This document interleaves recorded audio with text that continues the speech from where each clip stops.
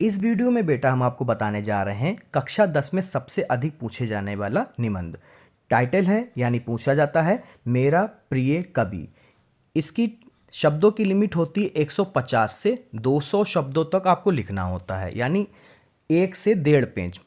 और ये आपका 7 अंक में पूछा जाता है, ये तो आपको पता ही है। ओके, अब आप लिखेंगे इसको कैसे, आइए हम आपको बताते हैं।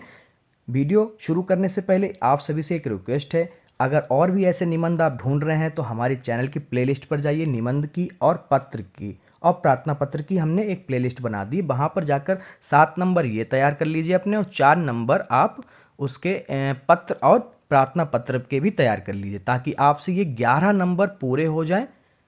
ठीक है, अब चलते हैं अपनी वीडियो को स्टार्ट करते हैं। सबसे पहले आप लिखेंगे जो आपके 4 निबंध के दे रखे होंगे, 4, उसमें से आप जो सेलेक्ट करें, उसमें से मैंने सेलेक्ट किया है मेरा प्रिय कवि। तो आप इसमें लिखेंगे रूपरेखा। नंबर पहली डालेंगे प्रस्तावना, दूसरी डालेंगे बेटा आप कवि का संक्षिप्त परिचय, मतलब उस कवि के बारे में आप बताएंगे भी। नंबर 3 होगा काव्य की विशेषताएं, कि काव्य की क्या इन्होंने विशेषताएं, मतलब क्या दिया है इन्होंने काव्य में। नंबर 4 प्रमुख रचनाएं, इनके बारे में बताएंगे। नंबर 5 मुझे प्रिय होने का कारण भी बताएं कि ये आपको क्यों अच्छे लगते हैं।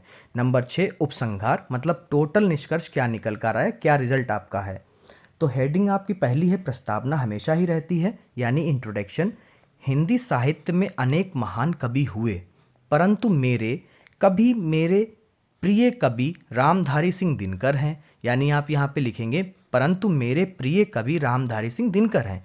वे राष्ट्रीय चेतना और हिंदी साहित्य के महान कवि माने जाते हैं।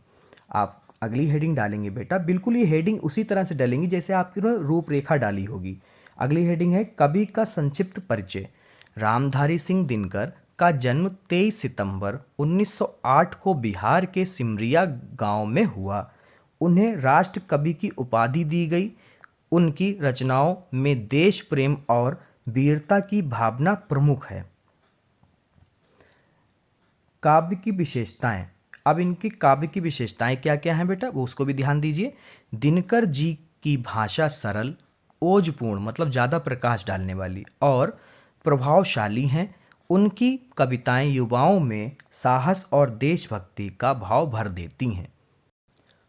प्रमुख रचनाएं इनकी बेटा हैं, उनकी प्रसिद्ध कृतियां रश्मि रथी, हूंकार, परशुराम की प्रतीक्षा और कुरुक्षेत्र है। फिर उसके बाद में आप ये भी बताएंगे कि आपको इनमें से कौन सी पसंद है। तो मुझे पसंद है कुरुक्षेत्र, तो मैंने वही लिखी है।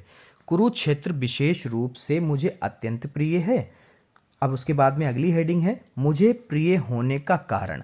दिनकर जी की कविताएं आत्मसम्मान, राष्ट्र प्रेम और संघर्ष की प्रेरणा देती हैं। उनकी रचनाएं आज भी प्रासंगिक हैं। उपसंहार यानी रिजल्ट आपका क्या निकल कर आता है ये पूरे लिखने का। रामधारी सिंह दिनकर मेरे लिए केवल कवि नहीं बल्कि प्रेरणा स्रोत हैं, इसलिए वे मेरे सबसे प्रिय कवि हैं। आप अगर रामधारी सिंह दिनकर का नहीं लिख रहे हैं तो कबीर दास का लिख दें, सूरदास का लिख दें, महादेवी वर्मा का लिख दें, या फिर तुलसीदास का लिख दें, परंतु लिखिएगा ऐसे ही।